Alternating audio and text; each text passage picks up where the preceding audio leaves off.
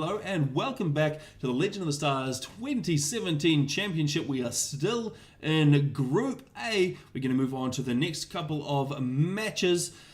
Well, let's have a quick look at the scoreboard and see where things are at. Whoops, no, that's me. That's not the scoreboard. There we go. Now let's look at the scoreboard.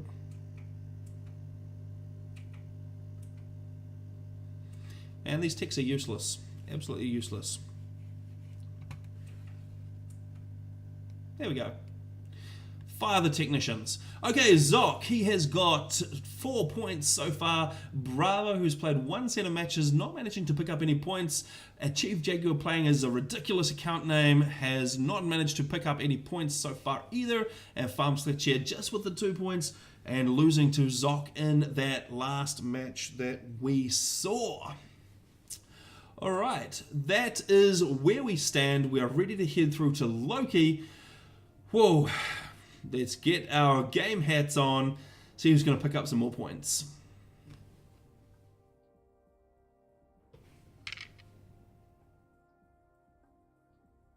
And here we have it. So, we have got Big Priapism, whatever his name is, a Chief Jaguar playing in his regular blue colour, taking on Bravo in purple. So let's go and take a quick look at how the initial builds are going to get on, and I'm just going to update the scoreboard as well. So let's chuck Bravo in there with no points, and how do we spell this ridiculous name? Big Priapism, whatever, something like that. Who cares? Let's look at Bravo's opening build. So he's going to go and throw down that first land factory. We can see adjacency on one mass extractor. He is going to get 2 power generators, a third mass extractor. Then eventually he's going to get to his air factory. But he's going to rely on the reclaim, as we can always expect from these tree groups up here, in order to make that happen. We're going to see the exact same thing up here for a Chief Jaguar. He is going to get that NG out and start reclaiming those tree groups pretty quickly. He's actually going to take UEF, so we're going to see strikers and then pillars from him. A lot of that spam, while he's going to be facing off against presumably rhinos, but I wouldn't be surprised if we see some Wagners as well, because this little bit of water is a very cheeky way to get up into the Hydra and a couple of mixers, and sometimes if you're extra lucky, all the way up into the rest of the eco of your opponent's base. Alright, we can see the few more power generators are going to go down for a Chief Jaguar before he gets underway with that air factory. He's got a couple of units out now, one engineer going across the top of the map to try and secure that expansion, and a single little raiding mech marine who's going to hope that he can pick up an engineer out at this expansion. It looks like Bravo not actually getting ready to send any defensive units there, but he does have a mole. That mole will either hang around at base and possibly pick up that mech marine coming through, or it's going to disappear up through the north, trying to be a raiding party of its own, in which case he might actually completely miss that mech marine and give a Chief Jaguar an opportunity to get in there and score an early kill with that mech marine. We'll just have to see how that plays out, but that's probably the most action-packed thing that is happening at the moment. These guys are sort of almost in proximity of each other and almost maybe picking each other up on radar. That's just how interesting this game is. Unfortunately, there's no Farm Sledgehammer in this match, so I'm not expecting a whole lot of cheese. Although we do have a bomber out for Bravo, it will get eyes on that mech marine, so through absolutely no fault of his own, he is going to detect the mech marine and be able to react accordingly and hopefully be able to keep that engineer alive. We can see he's just getting ready to start that build, and we can see the Mantis down, laying fire down onto that mech marine, dodging for all he is worth. Not gonna be able to do it though, down into the red, and boom, he is gone. So an unfortunate turn of events for a Chief Jaguar's mech marine, and Bravo not able to pick up that engineer kill either. The dodge there from Achieved's engineer saves the day, and another dodge, the bomber not even dropping this time. the NG did take some damage, but he's still alive. He can still build nexus even if he is like that.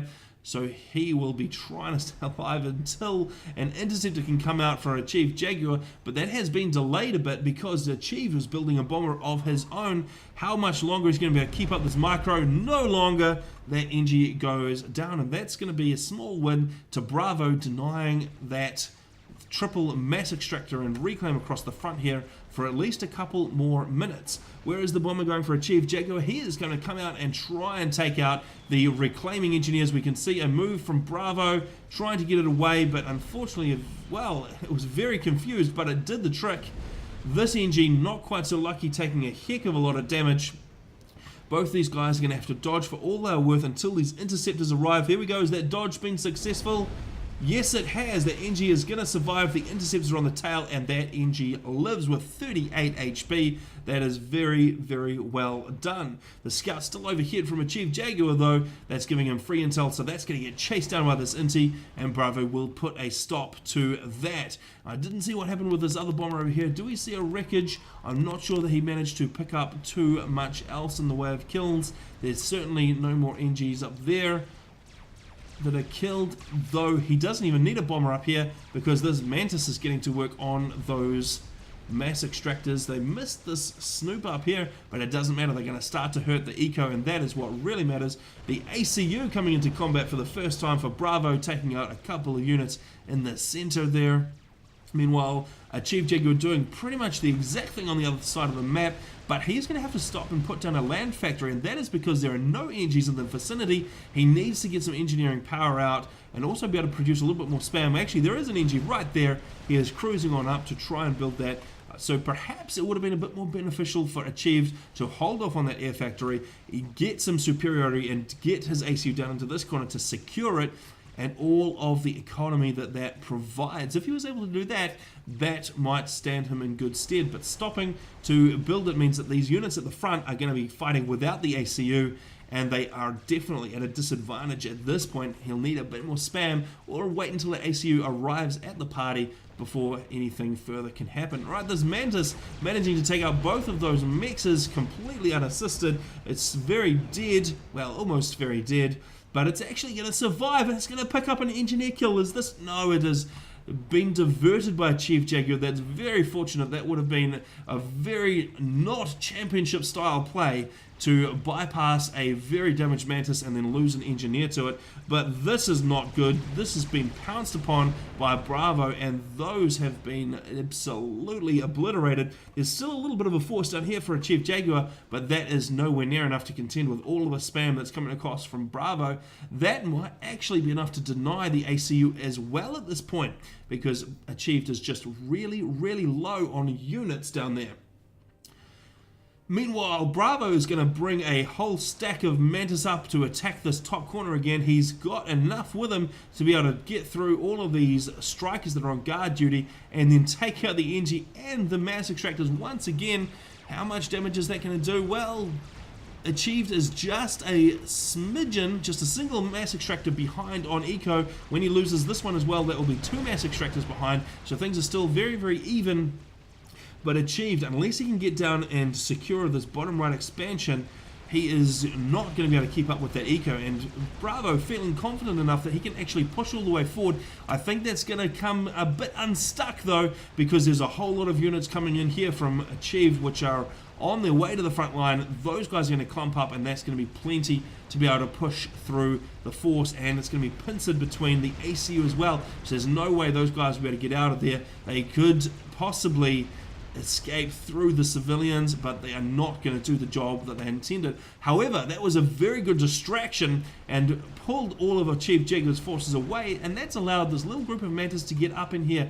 Unfortunately, there's enough strikers on hand to be able to deal with it. If all of those had been pulled away, this could have been a very, very nice play, but unfortunately, they're not going to be able to do enough damage to make it count, and those guys are just going to turn into reclaim to feed Achieve Jaguar a little bit more. But looking at the scoreboard, we're starting to see a big difference now. 27 mass per tick to Bravo, but only 15 to Achieved, and that's because he is missing out on all of this mass. In fact, So cheeky. Bravo is grabbing the mass extractors in this corner as well. He's got some guards down here to stop NGs from Achieved grabbing those ones.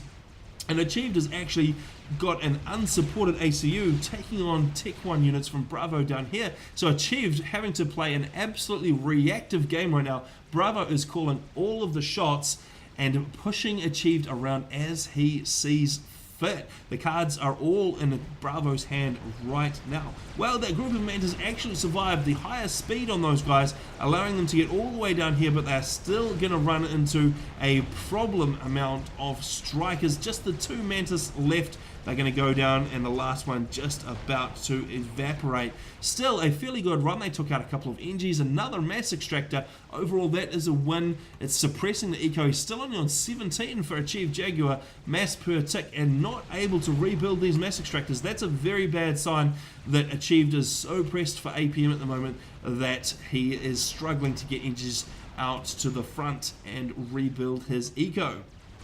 He will win this engagement though. There is a vastly superior number of strikers.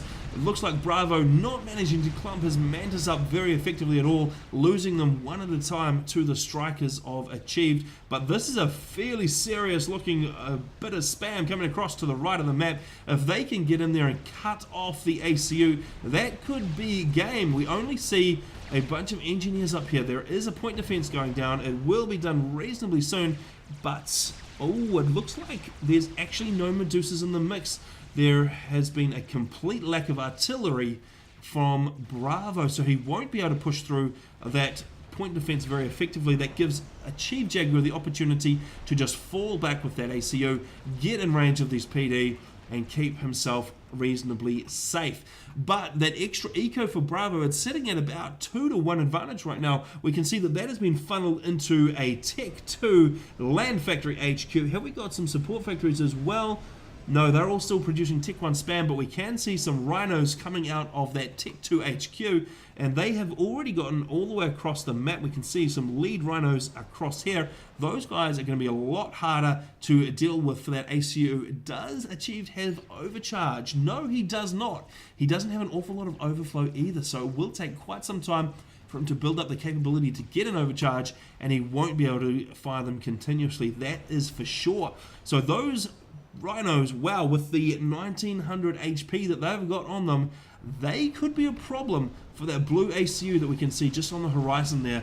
He is going to have to be very, very cautious about taking it on. Let's see if he's got a reactionary Tech 2 HQ across here. Well, what have we got? It doesn't look like it. We are upgrading, but we don't have a T2 land factory completed. That does mean that Achieved is going to have more spam at the moment while that investment is going on for Bravo. Well, slightly, but Bravo's got such an eco advantage, I don't think it would have made that much difference. But Achieved is probably going to find himself in real trouble now. Bravo, probably the only thing he's lacking in this mix is artillery. He really has forgotten to bring any artillery with him. The Mantis and the Rhinos are both going to have real trouble with the PD, except the PD has forgotten to be walled, so that is actually not going to matter. But enough Tech 1 spam from Achieved Jaguar to just push those guys back, and he's going to be able to scoop that up with these NGs. Achieved having a fantastic amount of NGs on hand to be able to pull in that reclaim. That's good work for him. That will help him balance that eco deficiency that he is currently suffering. He's actually managed to get a cheeky engineer down into this bottom corner, and he's converting those mass extractors. It does look like he's capturing. Yeah, he's doing a capture there. That is a very cheeky move from Achieved Jaguar. Nice to see. There's still this one NG which Bravo could do some reclaim with, but it looks like he's just not quite focused on there at the moment. It looks like, no, he is. Bravo did start that reclaim and is going to get the engineer scooped away from Achieved Jaguar. We've got the push coming up the top here, but I feel like there's going to be a lack of Mantis there. If there was a Rhino or two in that mix, it would make all the difference, but there are enough strikers in there for Achieved to hold those guys off for the time being at least. Achieved continuing to bolster the front lines here. That is a very interesting wall placement. I can't imagine that is really the best way to wall your PD, but who knows? This is a championship after all, so in come all of the Rhinos and Mantis, but he's going to have to think twice about that. There's just a little bit too much firepower. He doesn't have the confidence to push through. He probably could do it given the number of rhinos that are in there, but he just doesn't want to commit, because if he does and he loses, then he is going to be in for all sorts of trouble coming down through the bottom half of the map. And in fact, it looks like Achieved is intent on sending Bravo some trouble in the way of a whole bunch of strikers through those civilian structures. We can see them just trying to dodge and weave their way through those buildings, sort of clumping up a little bit. They really do not have a very good pathfinding there. That is really bad. I'm pretty sure the current self-driving car tech would do a better job of this 24th century stuff. Alright, we do have some rhinos up here as well, so that extra HP is going to be very, very handy in fighting off the superior numbers, but there are pillars. Oh, that's no good for Bravo. Achieved Jaguar has managed to get pillars out the door, and they are starting to dismantle that force there from Bravo. That's going to be able to push all the way up, and I don't see too much in the way of defense. We can see an emergency PD going down from these Tech 1 NGs here, but there's no Tech 2 to speak of, so there's going to be no Cerberus turrets, nothing at range, and that's going to be very difficult to stop some pillars. Bravo still just trying to jockey down here for position against Achieved Jaguar's ACU. He's constantly walking within range of those PD, but not making it count. He should either commit or back on up and stop taking fire. But Achieved is going to reroute all of those clumped up strikers and bring them across to support the ACU. I think he's feeling like if he can push through this army here, that's going to give him a pretty clear run to grab the rest of this eco and get into the back of Bravo's base, because right now Bravo is really committed at the top. But what is this? Bravo using that eco advantage that he has to skip straight up to Tech 3 after producing not that many rhinos, and he's going to have loyalists on the field. So there's that, the first one. We've got 2 loyalists so far, so I think there might be 3, 4-ish out at this point. They're all heading towards the north though. Those loyalists will start to rip shreds of all of those strikers. They are going to have an absolute field day. That's going to give Bravo the easy win up in the north here, but he's still really lacking. He's only got a few rhinos left in this batch of units. That's not very strong compared to what Achieved Jaguar is putting there. Achieved Jaguar, though, not looking like he wants to be too aggressive, just continuing with those PD emplacements just to try and stop those units moving up through. That little bit of eco that Achieved managed to secure has now been evaporated. It leaves him on 31 mass per tick to the 51 of Bravo, and now that Bravo is pumping out loyalists, oh, this is looking pretty bad. Let's have a look at the reclaim figures, though. Bravo managing to pull in 9k and 13k for Achieved Jaguar, so that's a good advantage there. That'll be keeping up a bit, but still these loyalists are going to be a very big problem. They are currently shooting the ground though, so that's not too bad for Achieved, but once they get over the brow of the hill and they start to hurt those factories and units, oh, I'm not liking Achieved's chances with just pillars against loyalists, but you shouldn't run them all straight in because pillars still have a lot of tank on them. Those loyalists really need to kite out at range. The only saving grace is that when they do die, they will stun all the units around them, giving the Mantis and loyalists that are following them up an opportunity to do a whole lot of unanswered damage. They're just continuing to push. How many are there in there? I can just see 2 loyalists at the lead there. There is still a bunch of pillars though, so a lot of HP for those loyalists to get through. Are we seeing a T3 upgrade in response? We've got T2 Air to produce gunships, but it looks like the factory is not going to shift up to T2. That means Achieved is going to have to deal with these loyalists with just gunships and T2 land spam.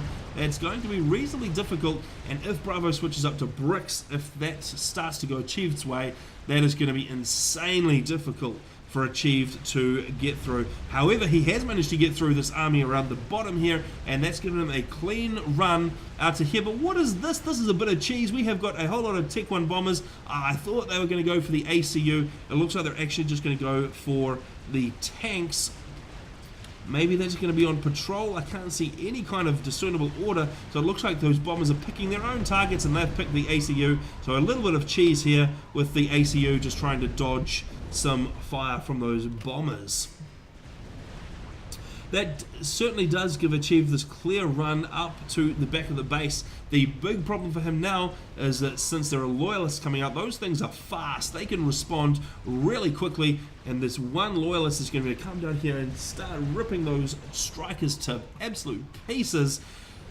That is not going to do too well for Achieved's force, and that was the bulk of everything that Achieved had over this way. And now they've actually been cut off completely by this other force of loyalists, and wow, that's actually a really bad position for Achieved Jaguar's ACU to be in. He sent all of his units off to the left. They're going to get destroyed by a couple of loyalists, and now we've got a whole lot more loyalists coming in. That ACU down to 6,000, 5,000 HP. He is surrounded by loyalists and he's got absolutely no support. That is the very definition of an overextended ACU, and that is the end of Achieved Jaguar.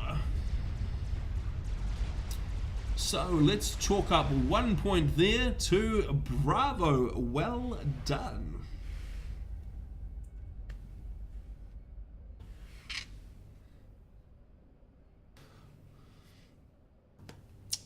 There we go. Okay, so well done to Bravo managing to capture that ACU well out of position. I'm not quite sure what Achieved was thinking, leaving it so vulnerable, but that is the way it went down. And that is the first match of the best of 3. Let's get the next match ready to go. We'll be right back.